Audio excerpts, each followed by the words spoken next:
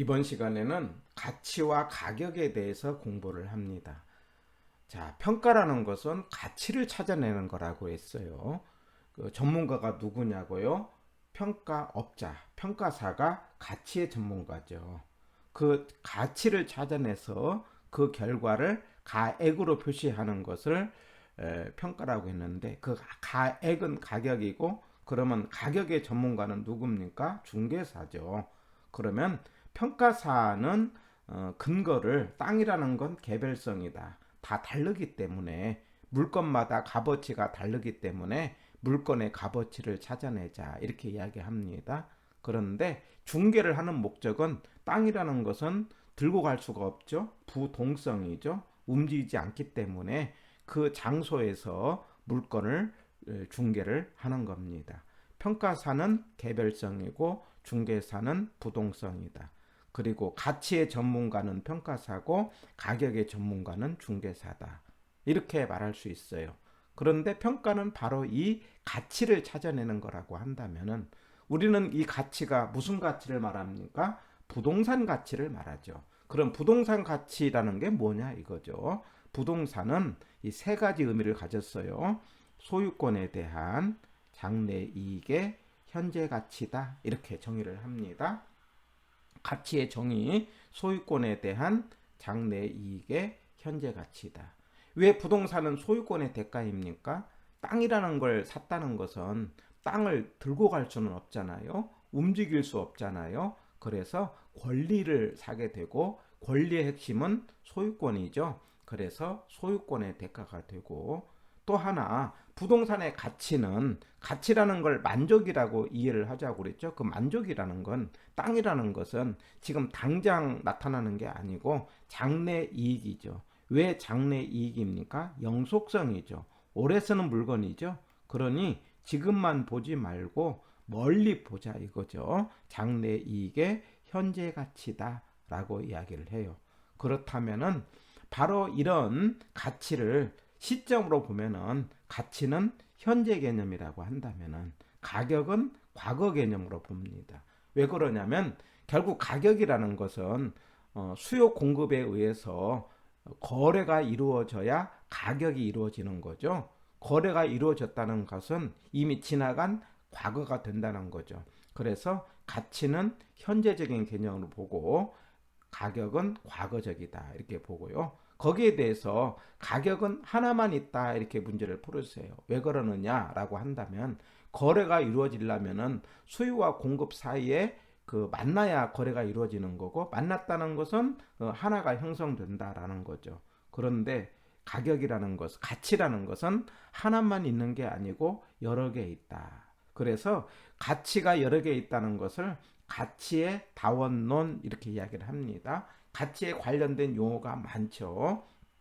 뭐 투자 가치도 있다, 시장 가치도 있다, 그 다음에 이제 우리가 보상 가치도 있다. 이렇게 여러 가지의 가치가 있는데, 그 가치 가운데 평가를 할 때는 무슨 가치를 중심으로 한다? 시장 가치를 중심으로 한다, 이런 말을 하는 거고, 그 시장 가치는 다섯 글자가 있었죠. 다섯 글자가 뭡니까? 통, 충, 정, 자, 성. 예, 이 통상적이다, 충분하다, 자발적이다, 정통하다, 그 다음에 성립될 가능성이 높다라는 이런 다섯 가지의 글자가 들어가는 게 시장 가치다. 그래서 가치는 여러 개 있고 가격은 하나가 있고, 가치는 현재 개념이고 가격은 과거 개념인데, 그때 둘 사이는 어떤 관계냐? 가치는 가격 플러스 마이너스 오차다. 이 관계에 중간중간에 강조를 많이 해왔어요. 그럴 때 가치는 제가 주인이라고 하고요.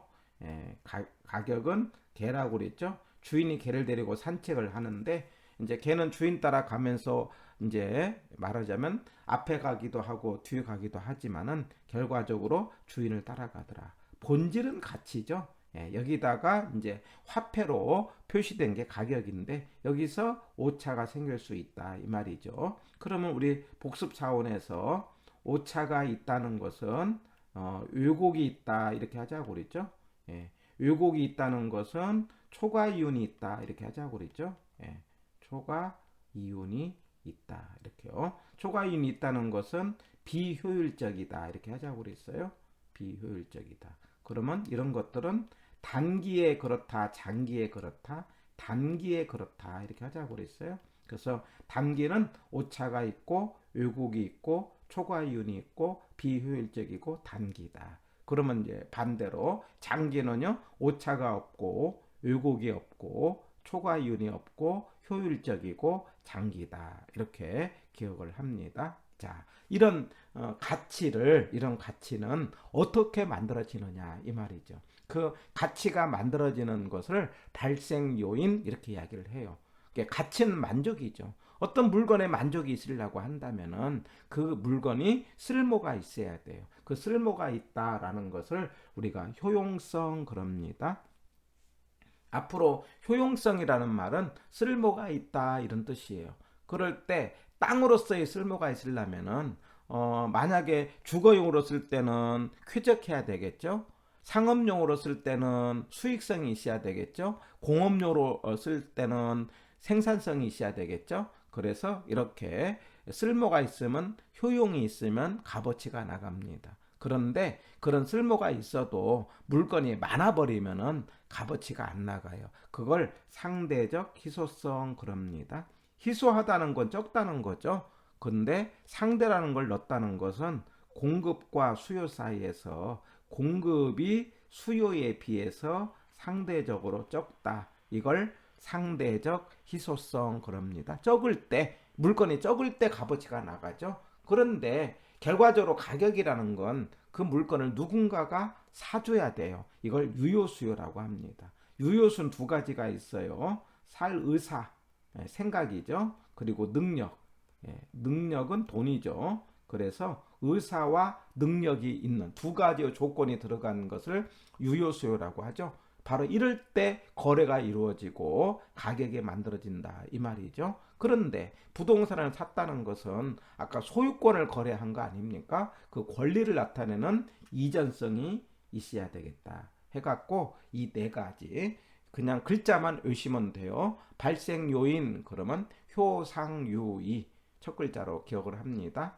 발생 요인 그럼 뭐라고 하자? 효상유의 효용성 상대적 희소성, 유효수요, 이전성 이게 발생 요인이라고 한다면 이 이제 가치가 생기도록 뒤에서 영향을 주는 간접적인 것을 형성 요인 그리고 앞으로 형성 요인 그러면 일찍에 이렇게 외자고요. 일반적이고 지역적이고 개별적이다. 항상 개론에서 일반적이라고 할 때는 국가 단위로 범위를 잡습니다. 국가에서 모두에게 똑같이 영향을 미치는 건데 그 원인이 사회적인 현상이냐 경제적인 현상이냐 아니면 행정적인 현상이냐 이렇게 이야기를 하게 되는데 그때에 경제만 좀 기억을 해주시면은요. 경제는 세부담, 그 다음에 기술, 그 다음에 교통 이런 말들이 나오면은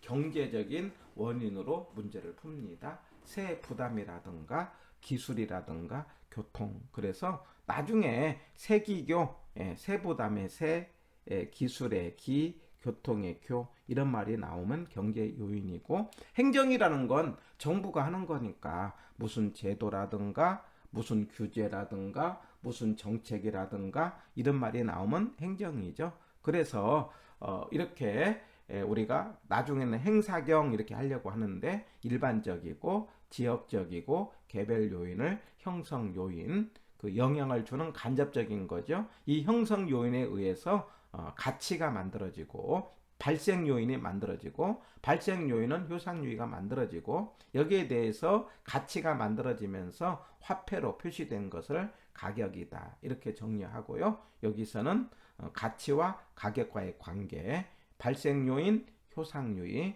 형성 요인, 일지계 이런 단어를 기억을 합니다.